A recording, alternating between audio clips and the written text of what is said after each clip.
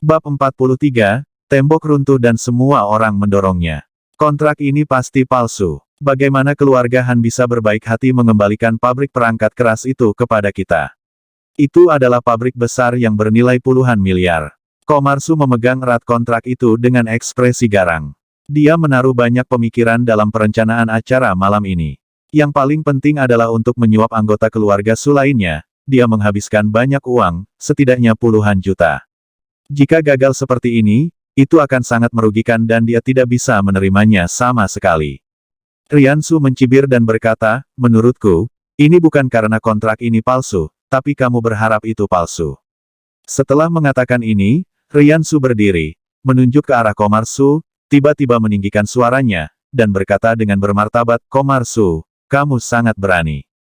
Kamu benar-benar berani menyuap orang lain secara pribadi untuk memaksa saya turun tahta. Apakah kamu tidak punya otak, melanggar aturan keluarga Su?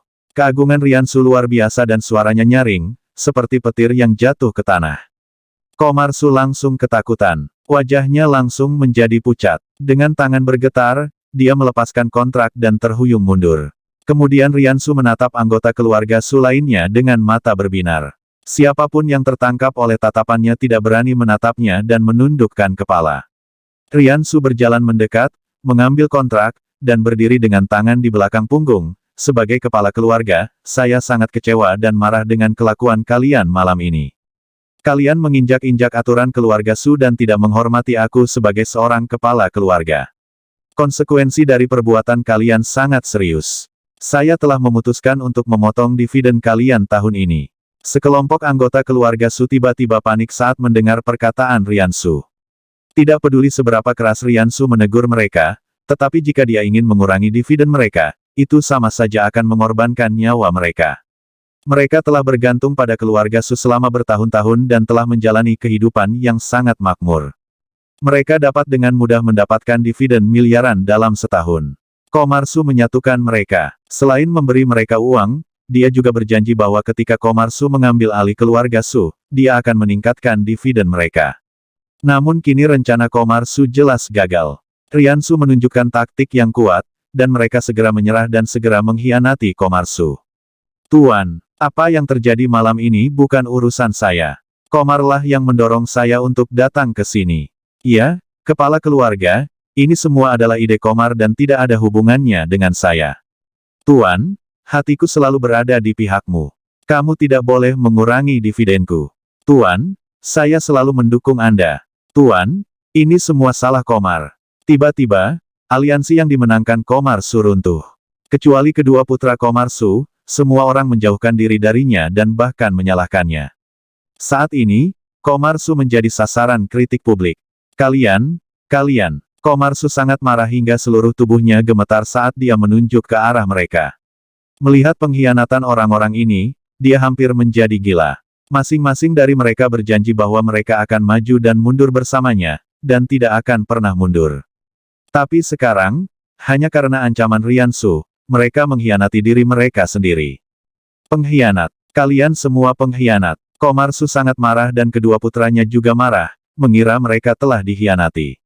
Namun kemarahannya tidak menimbulkan ketakutan atau kepanikan di antara anggota keluarga Su tersebut. Saat ini, mereka memahami dengan jelas bahwa Riansu adalah kepala keluarga. Yang terpenting adalah sebagian besar aset keluarga Su dikelola oleh Riansu. Sekarang Riansu telah mengambil kembali pabrik perangkat keras, rencana Komarsu gagal total.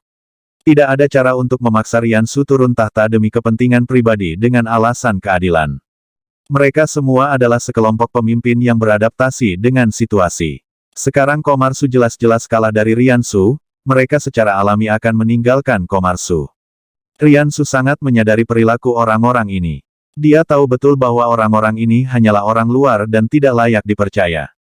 Sejak hampir mati satu kali dan mengaktifkan tubuh suci naga sejati, banyak hal yang sebelumnya tidak dapat dipahami kini dapat terlihat dengan jelas.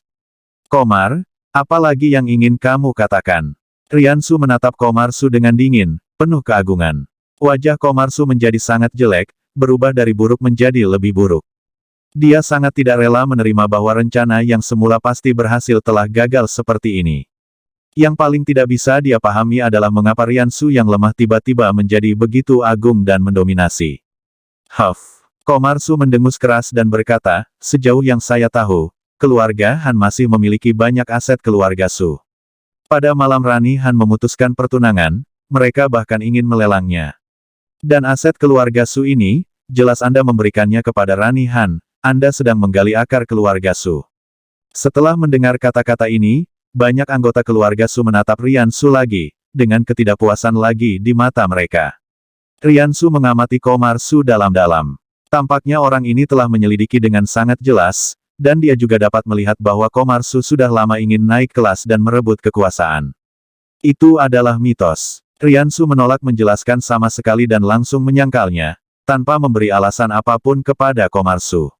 Dia bisa yakin akan satu hal, yaitu keluarga Han belum sepenuhnya menempati properti keluarga Su tersebut, dan dia masih memiliki kesempatan untuk mengambil kembali properti keluarga Su tersebut.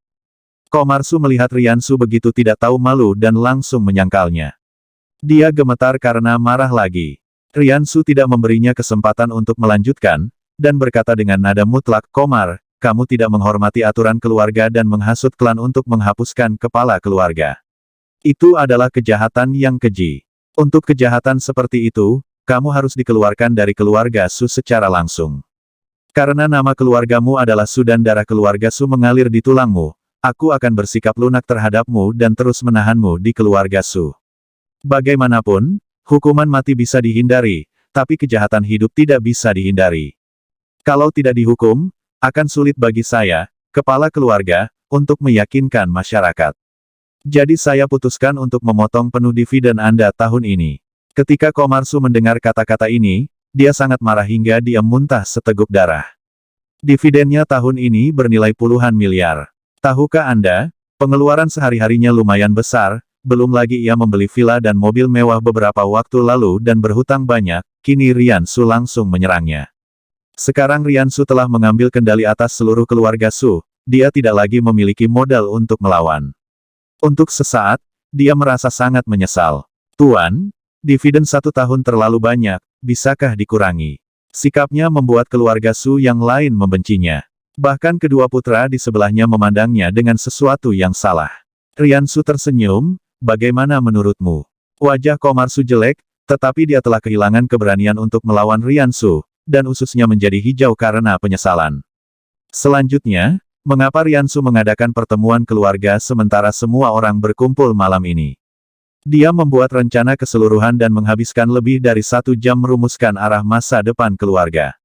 Melalui pertemuan keluarga ini, keagungannya di keluarga Su semakin kuat, dan seluruh anggota marga secara implisit mengakui posisinya sebagai kepala keluarga. Oke, ini sudah larut. Mari kita akhiri pertemuan keluarga di sini malam ini. Semua bisa pulang. Setelah Riansu selesai berbicara, dia berdiri, berjalan menuju Husni Su, dan berkata dengan hormat, Paman, biarkan aku mengantarmu pulang. Husni Su menatapnya dengan tatapan kosong, dengan air mata berlinang. Dia meraih tangannya dengan kuat dan berkata dengan penuh semangat, Tuan, Anda akhirnya telah dewasa dan memiliki kemampuan untuk mengambil kendali atas keluarga Su. Dulu, hanya kakek dan ayah Anda yang bisa memegang kendali keluarga Su. Jika roh surga mereka melihat, mereka pasti akan sangat senang melihat Anda begitu mampu. Ketika Riansu mendengar kata-kata ini, dia dipenuhi dengan emosi, Paman, jangan khawatir, saya pasti akan memimpin keluarga Su menuju masa depan yang lebih gemilang. Bersambung ke bagian 44, terima kasih.